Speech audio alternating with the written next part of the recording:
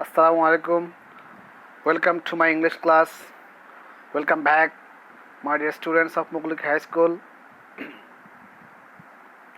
আমরা অলরেডি ন্যারেশনের উপর একটি ক্লাস করেছিলাম গতকাল। সেটা ছিল অ্যাসার্টিভ সেন্টেন্স। আজকে আমরা নতুন আরেকটি সেন্টেন্স নিয়ে ন্যারেশনের চেঞ্জিং শিখব। তার আগে তোমাদের একটি কাজ করতে হবে, আবার বলে রাখি, সেটি হচ্ছে যে মুকলিক হাই স্কুল নামের একটি পেজ আছে এবং একটি ইউটিউব চ্যানেল আছে। You must like the page and you must subscribe the video channel and you must tell your friends to subscribe the YouTube channel and like the Facebook page. Please don't forget this, okay?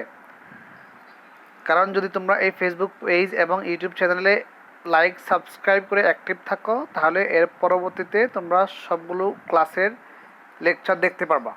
আর একটা কথা বলে রাখি, তোমরা তোমাদের বন্ধুবান্ধব সকল সহপাঠীকে বলে রাখবা তারা যাতে এই ক্লাসগুলোতে পার্টিসিপেট করে, বাসায় বসে নিয়মিত পড়াশোনা করে এবং হোমওয়ার্কগুলো করে রাখে। এগুলো যখন স্কুল খুলবে আমরা এগুলো সব চেক করব। তোমরা বাসায় বসে বসে এগুলো সবসময় ধারাবাহিকভাবে কাজ করে যাবা। তো আসো শুরু করি আমাদের আজকের লেসন। দেখো কি হচ্ছে এখানে, an elephant is kicking the ball, right?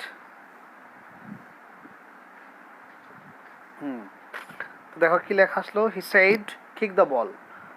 আর একটা সেন্টেন্স দেখো, he ordered to kick the ball। হ্যাঁ, আর একটা দেখো, one said to another don't disturb me। আর একটা সেন্টেন্স কি, one forbade another to disturb him। কিছু বুঝতেছো আমরা কি কোন টপিক কোন সেন্টেন্স ডিসকাস করব? আরেকটা দেখো, আরেকটু ক্লিয়ার হবে তাহলে। The penguin said let's jump into the sea. কি হলো? The penguin proposed that they should jump into the sea. So তোমরা কি বুঝলে আমরা আজকে কোন টপিক আলোচনা করতে যাচ্ছি? হ্যাঁ, আমরা আজকে ইম্পারেটিভ সেন্টেন্সের কি direct to indirect narration changing শিখবো। কেমন? সো আওয়ার টুডেজ লেসন কি, changing of imperative sentence from direct to indirect narration. Clear? আসো, এখন আমরা যে ইম্পারেটিভ সেন্টেন্স চেঞ্জিং করব তার আগে আমাদের জানতে হবে ইম্পারেটিভ সেন্টেন্সটি কি, এটা কেমন, এটা কি খায় না মাথায় দেয়, জানতে হবে না? আসো তাহলে ইম্পারেটিভ সেন্টেন্স একেবারে সহজ। মনে রাখবা, যখন কাউকে কোনো কিছু করতে কি আদেশ, উপদেশ, নিষেধ, অনুরোধ, প্রস্তাব, পরামর্শ, কী কী বলছি? আদেশ, উপদেশ, নিষেধ, অনুরোধ, প্রস্তাব, পরামর্শ প্রভৃতি, এগুলো যখন করতে বলা হবে বা এগুলো করা হবে কোনো কাজ করতে, তখন সেই সেন্টেন্সটি হবে ইম্পারেটিভ সেন্টেন্স। ক্লিয়ার? দেখো, যেমন মার্চ অন, লেটস গো। হ্যাঁ, talk it please, always speak the truth. হ্যাঁ, talk it please, always speak the truth, get out, let's go, march on, এগুলো সবই হচ্ছে ইম্পারেটিভ সেন্টেন্স। কেমন? এখন আরও ক্লিয়ার হওয়া, দেখো ইম্পারেটিভ সেন্টেন্স আমরা কীভাবে চিনব। যেমন দেখো, ডু ইট অ্যাট ওয়ান্স, এটা একটা ইম্পারেটিভ সেন্টেন্স। এটা মনে রাখার সহজ টেকনিক কি, যখন আমরা ইম্পারেটিভ সেন্টেন্স আমরা চিনবো, কীভাবে চিনবো? যখন কোনো সেন্টেন্সে দেখবো যে সেটি ভার্ব দ্বারা শুরু হয়। কী দ্বারা? ভার্ব দ্বারা। এবং ভার্বের পরে এই অবজেক্ট বা এক্সটেনশন। অবজেক্ট সবসময় থাকতে হবে এমনটা কিন্তু না, এমনটি হয় না। অবজেক্ট ছাড়াও ইম্পারেটিভ সেন্টেন্স হয়। যেমন ডোন্ট গো দেয়ার অথবা গো there, come here, keep silent, হয় না? হ্যাঁ, তাহলে অবজেক্ট ছাড়াও ইম্পারেটিভ সেন্টেন্স হয়, তবে অবশ্যই শুরুতে কী থাকতে হবে? ভার্ব থাকতে হবে। হ্যাঁ হ্যাঁ, শুধু ভার্ব দ্বারা অনেক সময় ইম্পারেটিভ সেন্টেন্স হয়। যেমন স্টপ, গো, এটা একটা ইম্পারেটিভ সেন্টেন্স। কেমন? এবার আরেকটি প্যাটার্ন দেখো, আরেকটি স্ট্রাকচার দেখি আমরা। দেখো, হ্যাঁ, লেট মি ডু দিস, এখানে কি আছে দেখো, লেটের পরে এখানে শুরুতে কি শুরু হয়েছে আমাদের লেট দ্বারা, তাই না? শুরু হয়েছে লেট দ্বারা, এবং লেটের পরে কি আছে? Me, let me do this. মনে রাখবা, লেটের পরে কিন্তু এখানে অবজেক্ট থাকা লাগবে। দেখো, let plus object plus verb plus extension, তাই না? এই লেটযুক্ত সেন্টেন্সে অবশ্যই অবজেক্ট থাকা লাগবে, পার্সোনাল অবজেক্ট। সেটা হতে পারে লেট মি, যেমন let me go there, let us go for a walk, let him come here, let them enter the gate, let us stop silent. হ্যাঁ, তাহলে লেটের পরে অবশ্যই পার্সোনাল অবজেক্ট থাকতেই হবে। তারপরে হ্যাঁ, যেমন let plus object plus verb plus extension, মনে থাকবে? এই দুইটা হচ্ছে আমাদের স্ট্রাকচার কিসের জন্য, ইম্পারেটিভ সেন্টেন্স হিসেবে আমরা এগুলো চিনবো এরকম থাকলে, এবং সেগুলোকে আমরা কীভাবে চেঞ্জ করবো ন্যারেশনের বেলায়, আসো আমরা সেগুলো আস্তে আস্তে দেখি। হ্যাঁ, দেখো ন্যারেশনের বেলায় কিছু পরিবর্তন করতে হবে। সেটা হচ্ছে আমরা অ্যাসার্টিভ সেন্টেন্সে করছিলাম কি, অ্যাসার্টিভ সেন্টেন্সে সেইড টু থাকলে টোল্ড বা সেইড হয়, টোল্ড বা সেইড হয়, মনে আছে? কিন্তু ইম্পারেটিভ সেন্টেন্সে সেগুলো থাকবে না, এখানে সে সম্পূর্ণ নতুন আঙ্গিকে শুরু হবে। যেমন দেখো এখানে অর্ডার কি আছে, অর্ডার, ফরবিড, রিকোয়েস্ট, অ্যাডভাইস আছে না? এইগুলো আমাদের রিপোর্টিং ভার্বের কি ভার্ব, রিপোর্টিং ভার্বের পরিবর্তে লিখতে হবে। এই যে সেইড টু, আমরা অ্যাসার্টিভ সেন্টেন্সে সেইড টু এর জায়গায় লিখতাম দ্যাট, কিন্তু এখানে সেইড টু এর পরিবর্তে লিখবো অর্ডার, এই যে অর্ডার লিখবো, অর্ডার্ড, ফরবেইড, রিকোয়েস্টেড, অ্যাডভাইসড। এখন প্রশ্ন হলো কোন জায়গায় আমরা অর্ডার লিখবো, কোন জায়গায় রিকোয়েস্টেড লিখবো, এই তো প্রশ্ন। আচ্ছা আসো, মনে করো যখন কোনো সেন্টেন্সে আদেশ, কমান্ড, হ্যাঁ, অর্ডার কোনো মানে আদেশ জাতীয় কোনো কথা থাকবে, যেমন তোমাকে বলবে স্পিকার, যেমন বলবে মনে করো Karim said to Rahim, go there, come here, do your work. হ্যাঁ, এই যে আদেশ করা হয়েছে, এখানে সেইড টু এর পরিবর্তে হবে ordered, subject speaker ordered plus listener থাকলেও না থাকলেও এটা হবে, এটা অনেক সময় নাও থাকতে পারে। তাহলে speaker ordered plus to plus verb one, to plus verb one plus বাকি অংশ, এরকম হবে। হ্যাঁ, ঠিক তেমনি আদেশ থাকলে, আবার যদি কোনো কাজ করতে তোমাকে নিষেধ করা হয়, যেমন don't go, don't do that, don't থাকলে তখন তোমার এই সেইড টু এর পরিবর্তে হবে ফরবেড। এটা কিন্তু মনে রাখতে হবে কোনটি আদেশ কোনটি নিষেধ। আচ্ছা, এবার রিকোয়েস্ট তুমি কীভাবে বুঝবা, যখন তোমার কোনো রিপোর্টেড স্পিচে, সেন্টেন্সের রিপোর্টেড স্পিচে যখন প্লিজ বা কাইন্ডলি, কি প্লিজ অথবা কাইন্ডলি লেখা থাকবে, তখন তুমি বুঝবা যে সেখানে রিকোয়েস্ট করা হয়েছে। তখন ওই প্লিজ বা কাইন্ডলি যুক্ত সেন্টেন্স তুমি লিখবা রিকোয়েস্টেড, এবং প্লিজটা সবার শেষে চলে যাবে, সেন্টেন্সের শেষে গিয়ে কাইন্ডলি লিখবা। হ্যাঁ, আর কাইন্ডলি থাকলে তো কাইন্ডলি থাকবেই, কিন্তু তোমাকে এই সেইড টু রিপোর্টিং ভার্বের পরিবর্তে অবশ্যই রিকোয়েস্টেড লিখতেই হবে, ইটস ম্যান্ডেটরি। হ্যাঁ, তারপর আসো অ্যাডভাইস তো বোঝাও, যেমন আমাদের আব্বু আম্মু বা আমাদের টিচার্স বা বয়োজ্যেষ্ঠ মুরব্বী টাইপের যারা আছে, তারা যখন কোনো কাজ, ভালো কাজ করতে বলে এবং মন্দ কাজ করতে নিষেধ করে, এগুলো হচ্ছে উপদেশ। যেমন কি always speak the truth, respect your parents, obey your teachers, হ্যাঁ, নেভার টেল এ লাই, এগুলো হচ্ছে উপদেশ। তাহলে এরকম সেন্টেন্স থাকলে সেইড টু এর পরিবর্তে আমরা কি লিখবো, অ্যাডভাইসড লিখবো, অ্যাডভাইসড। হ্যাঁ, এই যে অ্যাডভাইসড। ওকে, এটা হচ্ছে আমাদের বেসিক প্যাটার্ন। এবার আসো আমরা চেঞ্জ করি। হ্যাঁ, আমরা এই এক্সাম্পলগুলো করি, যেমন হি said to me do your duty. তাহলে এটা কি উপদেশ না নিষেধ বলো তো? না, এটা হচ্ছে আদেশ। বলছে ডু ইউর ডিউটি, তুমি তোমার কাজ করো।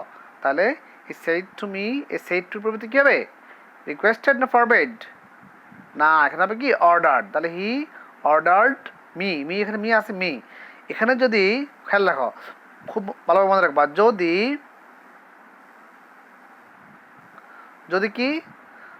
তোমার এই যে লিসেনার মি থাকে, মি হিম যাই থাকুক, এখানে যদি মি থাকে এবং এইখানে যদি পসেসিভ থাকে, তাহলে এই মি অনুসারে according to me, according to him, according to them, her, এখানে যে অবজেক্ট থাকুক সেইটা অনুযায়ী আমরা এই যে এখানে মাই লিখছি, এখানে মি ছিল মাই, এখানে হিম হইতো তাহলে হিজ, হার হলে এখানে হার, এখানে দেম হলে দেয়ার, এইটা মাথায় রাখতে হবে। এখানে আস হলে আওয়ার, এইটা মাথায় রাখতে হবে। হ্যাঁ, তাহলে he said to me do you duty, he ordered me to do my duty. ওই যে হ্যাঁ, স্পিকার, এই যে ordered me, listener, to plus এই যে ভার্ব প্লাস বাকি অংশ।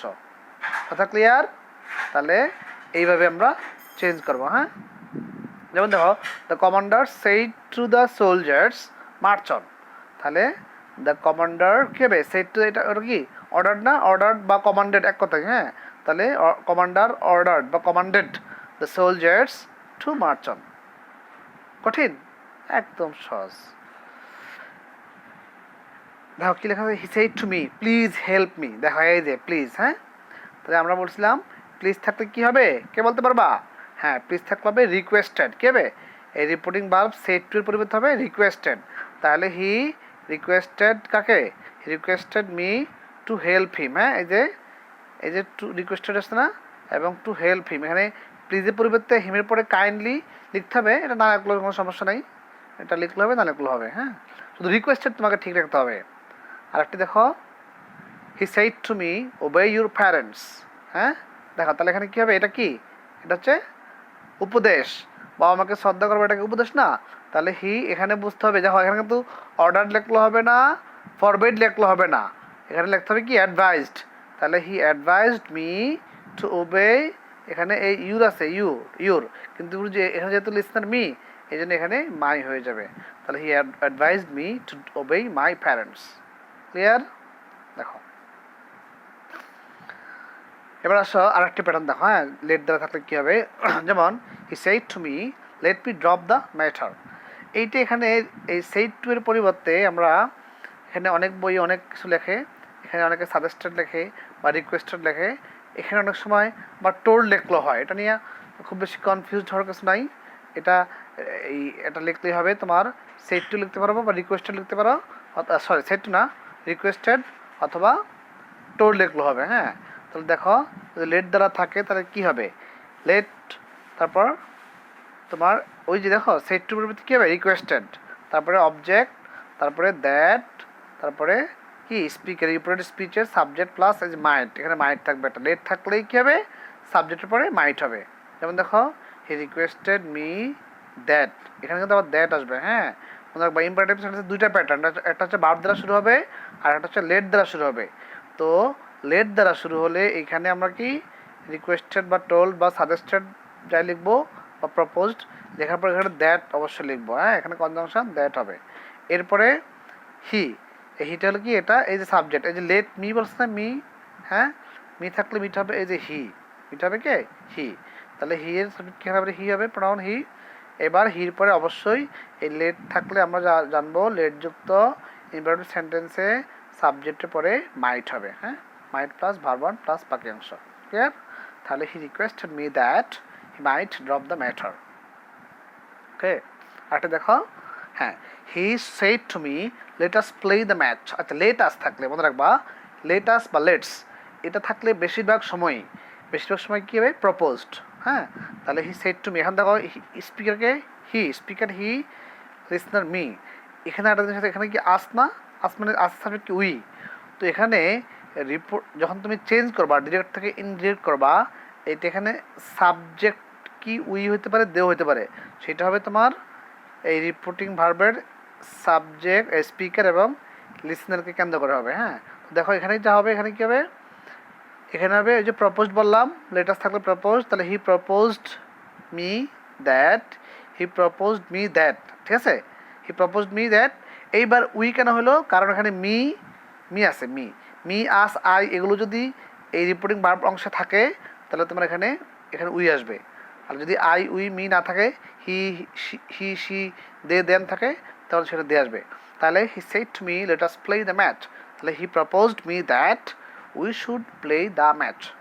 আগে আসলো কি might, let me, let him, let them থাকলে মাইট হবে বেশিরভাগ ক্ষেত্রে, আর লেটাস বা লেটস থাকলেই কি সাবজেক্ট প্লাস শুড। এই স্ট্রাকচার তোমাকে মনে রাখতে হবে, সাবজেক্ট প্লাস শুড, এই যে উই অথবা they plus should plus verb one. হ্যাঁ, এই উই দে কখন হবে? ক্লিয়ার ব্যাপারটা? আর যদি রিপোর্টিং ভার্বে এই মি আস এগুলো থাকে তাহলে এখানে হবে উই। আর যদি এখানে আই মি আস এগুলো না থাকে, মি আস না থাকে, এখানে আই না থাকে, যদি হি হিম দেম দে এগুলো থাকে তাহলে এখানে হবে দে। হ্যাঁ, এগুলো বাসায় আরও বই দেখে দেখে প্র্যাকটিস করবা, তাহলে আরও ক্লিয়ার হবে। এখন এগুলো তোমরা একটু লিখে রাখো, এগুলো সময় পেলে একটু করে রাখবা। দেখো, হি said to me let him go. Number 2, my friend said to me, let us settle the dispute. Number 3, the teacher said to the student, follow elders. Number 4, Rohim said, let us swim in the pond. Number 5, the man said to the boys, let them enjoy the game. এগুলো বাসায় practice করবে, কেমন? আচ্ছা, এইবার আরেকটি দেখো, মানে এটা একদম ভুলে যাবে না, সেটা হচ্ছে he said to me, don't disobey your parents. দেখো, ডো নট বা ডোন্ট, ডু নট বা ডোন্ট দ্বারা যখন কোনো ইম্পারেটিভ সেন্টেন্স মানে কোনো সেন্টেন্স শুরু হয় সেটা imperative sentence. Don't go there, don't do that, don't waste your time. হ্যাঁ, তো এখানে একটা কথা আছে, যদি ডোন্ট দ্বারা শুরু হয় তাহলে মনে একবার নিষেধ করা হয়েছে। কী করা হয়েছে? নিষেধ। তাহলে তুমি কী লিখবা? ফরবেড লিখবা। হ্যাঁ, ফরবেড হি, এখানে আবার হ্যাঁ আরেকটা কথা আছে, এখানে ফরবেড লেখা যাবে, অ্যাডভাইস লেখা যাবে। যদি তুমি অ্যাডভাইস লেখো, অ্যাডভাইস টোল্ড বা অর্ডার লেখো, তখন এখানে কী লিখতে হবে? নট টু লিখতে হবে। কী লিখতে হবে? নট টু, মনে থাকবে। আর যদি তুমি এই যে অ্যাডভাইসডের যা যদি তুমি ফরবেড লেখো, কী লেখো? ফরবেড, মনে আছে আমাদের? যদি এখানে ফরবেড লেখো তাহলে এখানে forbade me to disobey my parents, এখানে আর নট লেখা লাগবে না। আর যদি অ্যাডভাইস লেখো বা টোল্ড লেখো তাহলে এখানে অবশ্যই নট লিখতে হবে। ক্লিয়ার? হ্যাঁ, তাহলে he said to me don't disobey your parents, he advised me not to disobey my parents. My কেন হলো? মনে আছে? এই যেখানে মি আছে এই জন্য ইউরটা হয়ে গেল মাই।